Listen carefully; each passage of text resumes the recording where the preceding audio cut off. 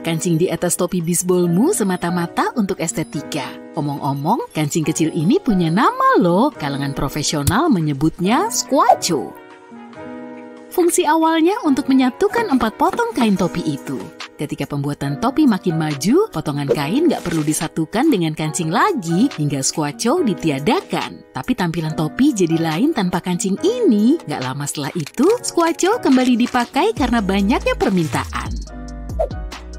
Awalnya, sepatu hak tinggi bukan untuk pergi ke acara gala dan prom.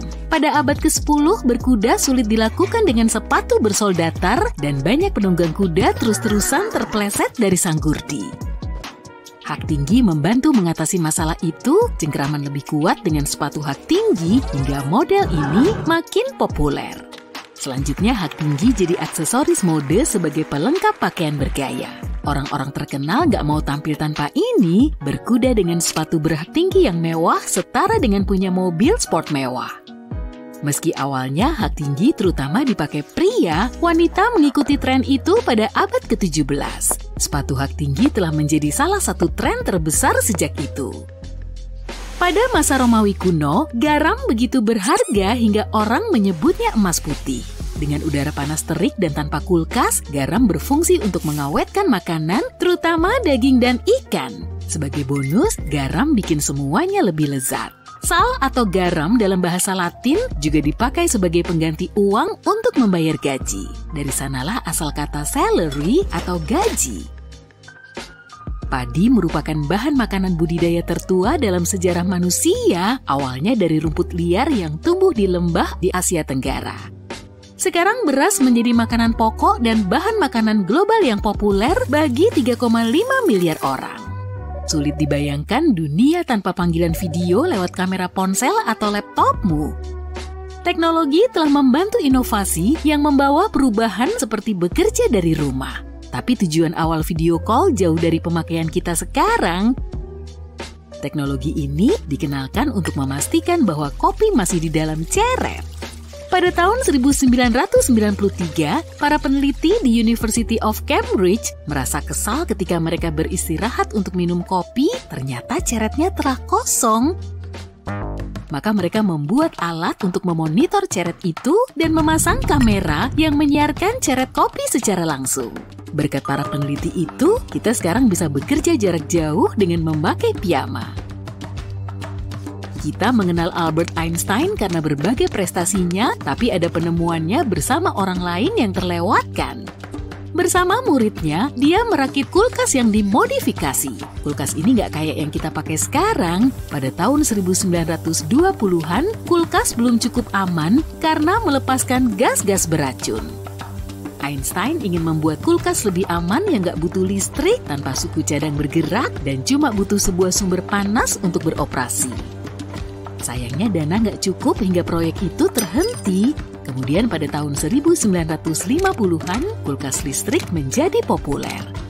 Tapi pada tahun 2008, para insinyur dari Oxford University menghidupkan lagi desain retro ini. Mereka masih menggarap proyek ini, tapi begitu selesai, kulkas Einstein akan berguna bagi area pedesaan tanpa listrik, serta orang-orang yang ingin hidup di luar jaringan. Desain QWERTY yang random gak memudahkan pengetikan, pada tahun 1870-an, Christopher Soles menemukan tata letak yang memastikan pengetikan 2 kali lebih cepat. Tapi dengan huruf-huruf yang biasa dipakai ditaruh berdampingan satu sama lain, pengetikan jadi terlalu cepat dan mesin tik terus-terusan macet. Maka dia mengembangkan desain QWERTY, hal ini memaksa pengetik memakai gaya mematuk. Dengan begini, dia akan mencari huruf dan pelan-pelan mengetik dengan jari telunjuknya. Papan ketik tetap tidak berubah, bahkan sampai hari ini, dan orang di seluruh dunia telah beradaptasi dengan desain itu. Ujung plastik tali sepatumu disebut eaglet, dan orang-orang telah memakainya sejak era Romawi kuno. Tentu saat itu plastik belum ada, hingga eaglet dibuat dari batu, kaca, atau logam. Orang-orang kaya bisa menghias sepatu mereka dengan logam berharga seperti kuningan dan perak.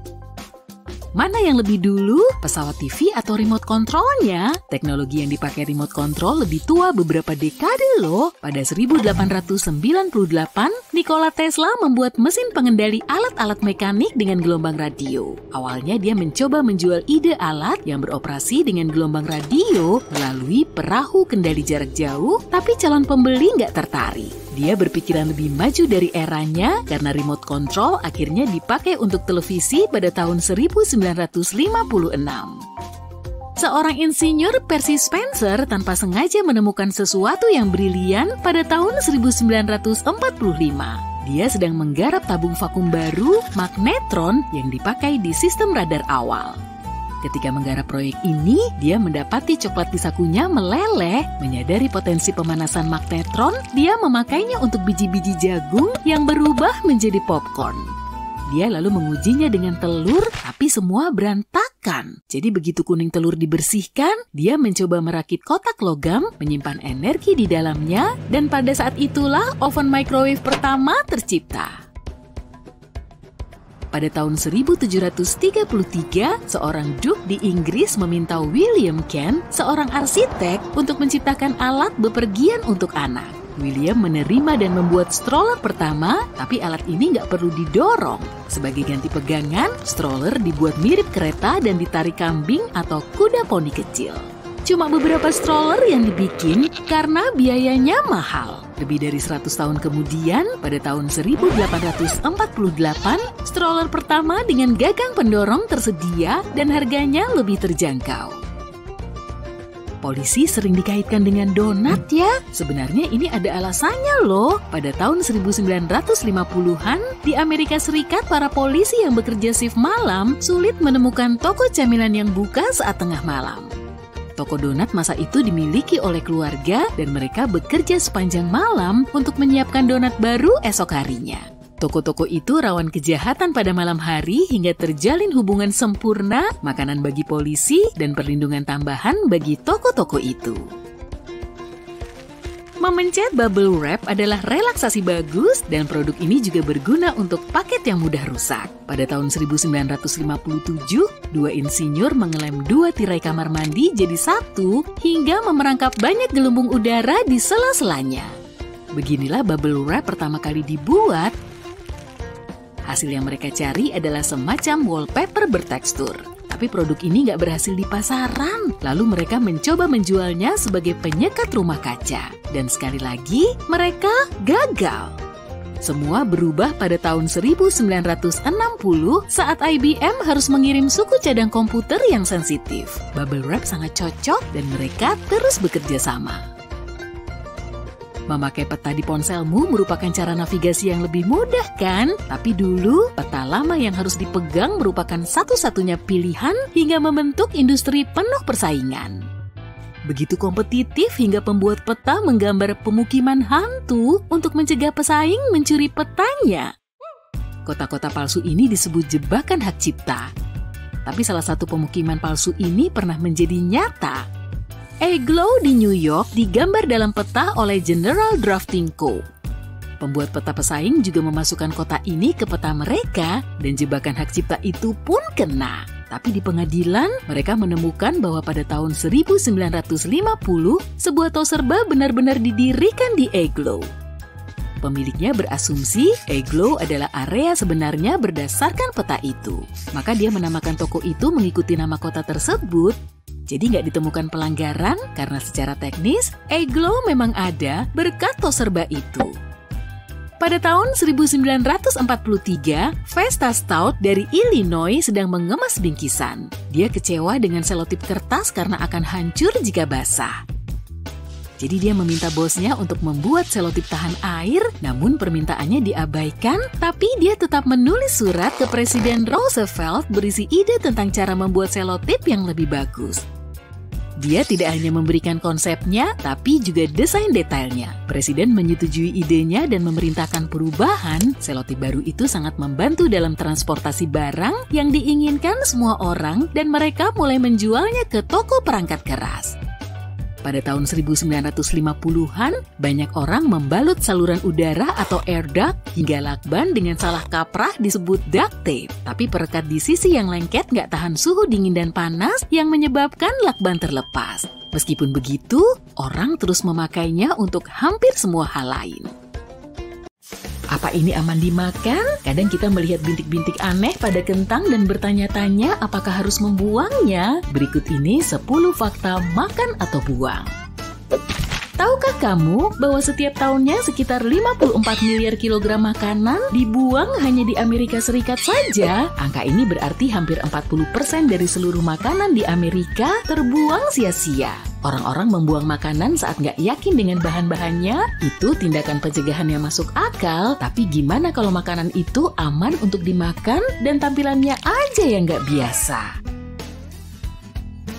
Makanan pertama dalam daftar ini adalah daging sapi. Orang-orang cenderung lebih berhati-hati dalam hal daging. Bayangin kamu membeli daging sapi mentah di toko, setelahnya kamu menyadari ada bagian berwarna coklat pada daging tersebut. Kalau kamu langsung membuangnya, dengerin penjelasanku ya, itu normal. Bahkan ada lapisan coklat juga di dalam daging sapi. Apa warna merah terang berarti daging masih segar? Belum tentu. Saat daging pertama kali dipotong, warnanya marun. Jika segera dikemas dalam wadah hampa udara, warnanya akan tetap seperti itu. Tapi kalau daging terpapar udara selama 15 menit, maka oksigen akan menyebabkan perubahan warna menjadi merah. Warna merah berubah menjadi coklat saat reaksi biokimia dimulai. Hal ini bisa memakan waktu beberapa jam dan para pekerja di toko bahan makanan menggiling daging beberapa kali sehari untuk mendapatkan warna merah cerah karena mereka tahu konsumen berhati-hati terhadap daging sapi berwarna marun. Jika daging sapi dibungkus dalam plastik tembus oksigen, warnanya akan berubah merah terang setelah terpapar oksigen. Selama daging masih berbau dan terasa segar, serta disimpan dengan benar, seharusnya masih aman untuk dikonsumsi. Pernahkah kamu menemukan garis-garis gelap di bawah cangkang udang? Hewan yang satu ini punya cerita yang mirip dengan daging sapi. Garis-garis hitam pada daging udang berkaitan dengan fenomena alam. Ini muncul secara bertahap setelah udang diangkat dari air. Daging terpapar oksigen dan warna hitam semakin terlihat seiring waktu. Pola udang itu sendiri juga bisa menjadi faktor. Garis-garis hitam ini bisa jadi merupakan perubahan warna yang terjadi secara alami pada udang. Kita ambil contoh kucing, mereka juga memiliki pola warna berbeda, tapi spesiesnya sama. Lain kali kamu bisa melakukan eksperimen mini di dapurmu, taruh beberapa udang bersebelahan dan amati perbedaan kecil pada pola warna udang. Udang akan berbau tidak sedap ketika sudah nggak bisa dimakan lagi, jadi kalau bau dan rasanya masih segar, jangan dibuang ya.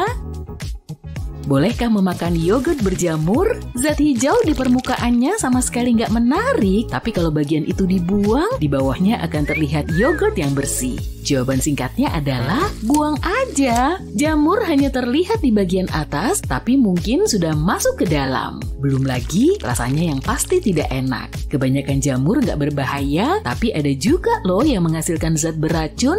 Jamur hijau adalah jenis Penicillium. Apa kata itu terdengar nggak asing? Itu jenis jamur yang juga digunakan dalam antibiotik penisilin. Jangan seneng dulu ya, mengonsumsi yogurt berjamur nggak akan menyembuhkan infeksi bakteri. Jamur hanya akan merusak produk susumu. Pada tahun 2013, ada wabah terkait satu produk yogurt. Produsen menyerahkan produk tersebut ke toko-toko seperti biasa. Setelah beberapa waktu, mereka menerima banyak keluhan. Para konsumen mengatakan yogurt tersebut tampak seperti sup dan rasanya seperti sudah basi. Ternyata ada sejenis jamur yang mungkin melepaskan karbon dioksida. Itu membuat produk bersoda dan kembung. Perusahaan dan ilmuwan independen mengatakan jamur ini biasanya tidak berbahaya bagi manusia. Tapi lebih dari 200 orang dilaporkan terkena dampaknya. Jadi hal-hal semacam ini masih bisa terjadi ya. Kamu harus mempercayai instingmu. Kalau kamu cukup beruntung melihat jamur dalam kemasan yang baru dibuka, hubungi produsennya. Kamu bisa menyelamatkan orang lain dari hal yang sama dengan memberitahu produsen tentang masalah sistemik dan mencegah potensi limbah produk di masa depan. Selain itu, produsen mungkin akan mengganti rugi dengan memberimu yogurt yang masih enak, atau lebih baik lagi, mereka akan memberimu kupon untuk mendapatkan produk gratis. kenapa bagian dalam alpukat kadang terdapat bintik-bintik coklat ya? Sebenarnya itu bisa dimakan, tapi kamu mungkin nggak mau memakannya. Alpukat adalah sumber banyak vitamin seperti vitamin C, E, K, dan B6, serta nutrisi seperti magnesium, kalium, dan banyak lagi. Alpukat bekerja keras untuk menyimpan kandungan-kandungan tersebut, nutrisi, air, dan gula banyak terkandung dalam buah ini. Iya, secara teknis alpukat digolongkan sebagai buah. Nah, alpukat punya saluran transportasi sendiri, layaknya pembuluh darah. Saluran ini biasanya nggak kasat mata sampai ada sesuatu yang nggak biasa. Alpukat mungkin disimpan dalam suhu yang terlalu dingin dalam waktu yang lebih lama dari seharusnya. Akibatnya, sel-sel jaringan melemah dan mulai rusak. Para ahli mengatakan disimpan di lemari es setelah dipanen selama beberapa minggu sebelum dibeli, maka akan timbul kecoklatan pada serat-seratnya. Fenomena ini akan terlihat setelah alpukat disimpan dalam suhu ruangan selama beberapa hari. Jangan menyalahkan diri sendiri, ini bukan salahmu kok. Jadi, boleh dimakan atau harus dibuang nih? Boleh aja memakan alpukat yang berbintik-bintik coklat, tapi cicipi terlebih dulu ya. Rasanya mungkin nggak seenak alpukat biasa. Gimana dengan bagian putih di bawah kulit kentang? Dimakan atau dibuang? Bagian ini juga seperti bekas memar berwarna gelap tapi tidak hitam. Kalau lapisan luar kentang terlihat normal, bagian putih yang tampak aneh itu bukanlah jamur. Kentang yang berjamur akan membusuk, dagingnya akan menjadi lunak, berkerut, atau kenyal. Selama bagian luar kentang tampak bersih dan normal, kemungkinan tidak ada pertumbuhan mikroba berbahaya di dalamnya. Area putih yang mencolok ini bisa terbentuk karena memar pada kentang yang kemungkinan terjadi di ladang selama masa panen. Kesimpulannya, kentang ini boleh dimakan. Ada juga masalah lendir putih yang keluar saat kentang diiris. Kamu bisa melihat bekasnya di talenanmu. Para ahli mengatakan sebagian kentang memiliki kadar air dan pati yang lebih tinggi. Akibatnya, talenan menjadi sedikit lebih kotor dari biasanya. Gak perlu khawatir ya. Aku akan melanjutkan dengan bentuk kentang yang lain, bukan karena aku suka semua olahan kentang dan bisa memakannya di semua hidangan, mulai dari sarapan sampai makan malam, tapi karena ingin tahu apa sebenarnya bintik-bintik coklat pada keripik kentang. Boleh nggak sih kita makan atau harus dibuang? Anggap saja ini sebagai ketidaksempurnaan kecil, ini nggak mempengaruhi keamanan keripik. Bintik-bintik itu ada karena memar atau akibat proses menggoreng. Kadang kita mendapati bawang putih yang sudah tumbuh. Iya, bawang putih itu sudah bertunas. Pertanyaannya, apakah siung yang sudah bertunas boleh dimakan atau harus dibuang nih? Kalau tunas hijau ada di tengah siung bawang putih, gak apa-apa. Harap diingat bahwa rasa bawang putih akan lebih tajam dari biasanya. Tapi nggak masalah jika digunakan dalam makanan yang dimasak karena akan bercampur dengan bahan makanan lainnya. Rasanya sih seharusnya nggak terlalu tajam. Boleh nggak sih kita makan apel yang berulat? Kebanyakan orang bahkan nggak tahan membayangkan nggak sengaja memakan apel berulat. Tapi itu masalah kebiasaan. Jadi jawabannya adalah ya, itu boleh dimakan. Lagi pula ulat menambah protein pada buah.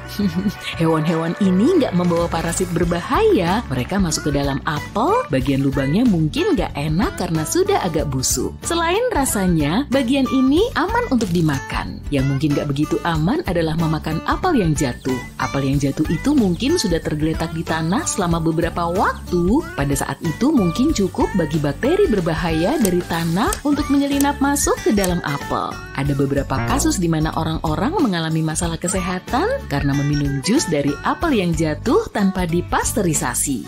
Iya, apel itu sudah terkontaminasi bakteri berbahaya.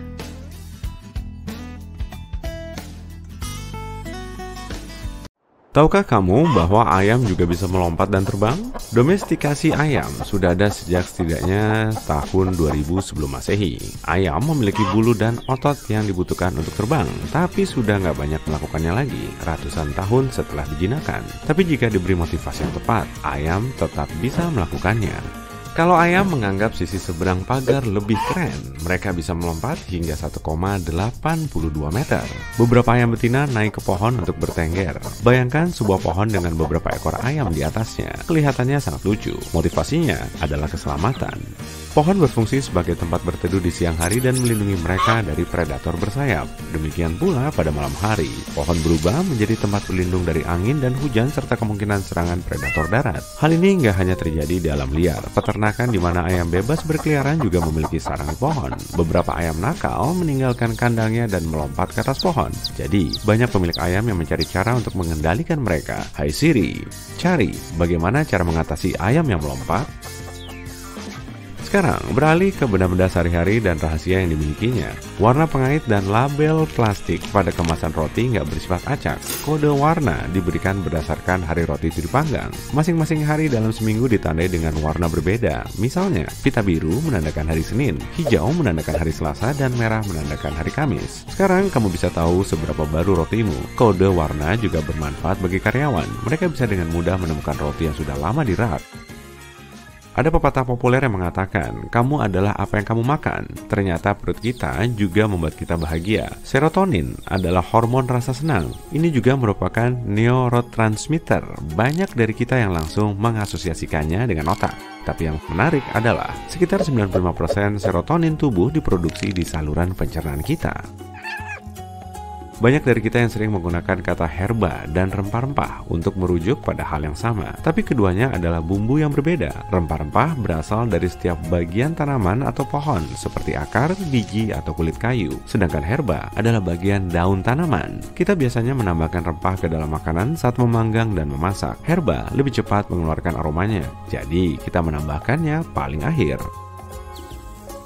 Pernahkah kamu merasa sedang diperhatikan dan ternyata dugaanmu benar? Nah, insting kuat seperti laba-laba itu disebut deteksi tatapan.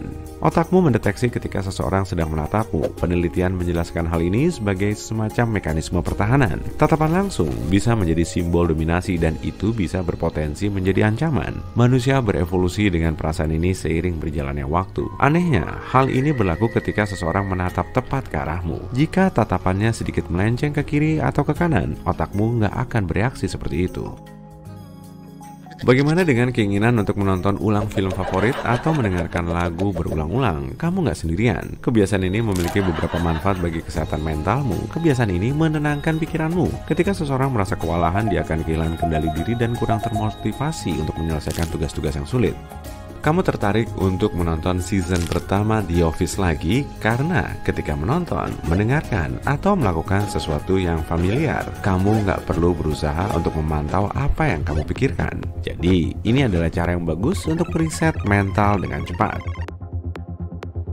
Ada lagi perasaan lainnya. Bayangkan kamu sedang menikmati matahari terbenam di teras atau di puncak menara Eiffel. Entah dari mana suara hatimu berbisik, bagaimana kalau aku melompat? Ini bukan berasal dari alam bawah sadar. Itu cuma semacam perasaan yang muncul saat berada di ketinggian. Ada nama untuk perasaan ini, yaitu Call of the Void atau fenomena tempat tinggi. Ini merupakan topik penelitian yang relatif baru, tapi sedang dilakukan lebih banyak penelitian.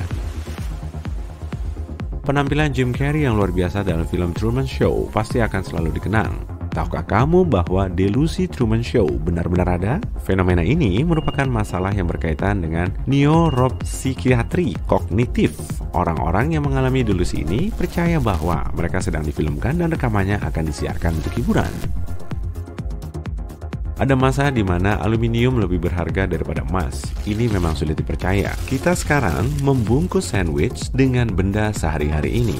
Jika kembali ke abad ke-19, kita akan melihat aluminium sebagai bahan yang sulit didapat. Itu karena aluminium sulit diperoleh sampai para inovator menemukan cara untuk mengekstraknya dalam skala industri yang besar. Kemudian masa kejayaan aluminium pun berakhir. Ada cerita tentang penguasa Prancis, Napoleon III, yang memiliki satu set alat makan aluminium yang digunakannya untuk menyajikan makanan kepada tamu-tamu istimewanya.